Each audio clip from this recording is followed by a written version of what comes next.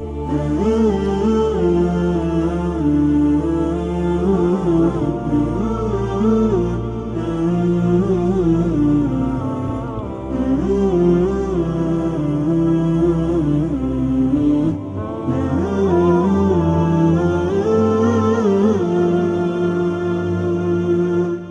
لیلة القدر شپه یعنې څه؟ ډیری مسلمانان وروڼه او خویندې د دې شپې د نښو نښانو په باره کې پوښتنې کوي.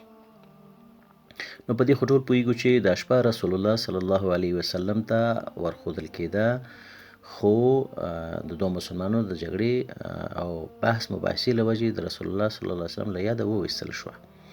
خو بیا هم رسول الله صلی الله علیه وسلم د دې شپې بعضې نښې او نښانې بیانې کړي دي، خو مخکې له دې چې زه هغه نښې او نښانې تاسو ته بیان کړم، دا خبره اړینه بولم چې د دې شپې په اصلي مقصد باندې موږ ځان پوه کړو چې د لیلة القدر شپه یعنې څه.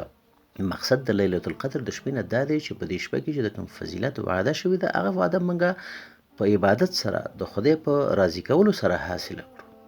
نو اصلي مقصد د لیلة القدر د شپې دا شو چې موږ په دې شپه عبادت وکړو، تلاوت وکړو، د خپل رب ذکر وکړو، توبه او استغفار وکړو، دعاګانې وغواړو، خپل رب راضي کړو.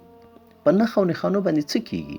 که یو کس د دې شپې هغه ټولې نښې او نښانې وګوري، اما دا شپه عبثه تیره کړي، په فضول او بې ځایه کارونو کې یې تیره کړي، په فیسبوکونو او د ملګرو او دوستانو سره یې تیره کړي، په خوراکونو کې تیره کړي، نو دا خو یوه نښانه ده. که په سلهاو نښانې هم وګوري، هغه ته هیڅ ګټه نه رسوي. اما برعکس که چیرته یو بنده په د لیلة القدر په شپه عبادت کوي او هیڅ نښانې ونه ګوري، نو دته یقینا هغه فضیلت حاصل شوی دی. نو معلومه دا شوله چې د دې شپې اساسي مقصد د خپل رب عبادت کول دي. نو عبادت باندې خپل رب راضي کولی شو، په نښو نښانو یې نشو راضي کولی. رسول الله صلی الله علیه وسلم فرمایي چې دا شپه په د روژې د میاشتې په آخره لسیزه کې په تاقو شپو کې ولټوئ. نو معلومه شوه چې د روژې د میاشتې په آخرو لسو ورځو کې په تاقو شپو کې چې څوک په اخلاص سره د خپل رب عبادت کوي او د خدای بندگی کوي او خدای راضي کوي، نو گویا چې هغه د لیلة القدر شپه وموندله، هغه ته هغه فضیلت حاصل شو، ولو که کومه نښانې پکې نه وي لیدلي.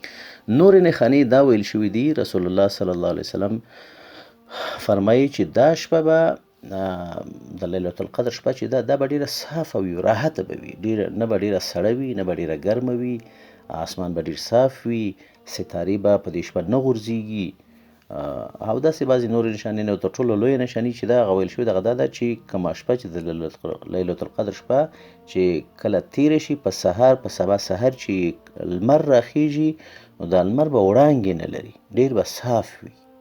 نو دغه بعضې نښانې ویل شوي دي، خو بیا وایم چې اصلي مقصد دغه دی چې خپل رب راضي کړو. که موږ په تاقو شپو کې په اخلاص سره عبادت وکړو او خپل رب مو راضي کړو، نو گویا چې موږ د لیلة القدر شپه 100% وموندله او موږ ته هغه فضیلت حاصل شو، ولو که موږ پکې کومه نښانه وګورو یا ونه ګورو.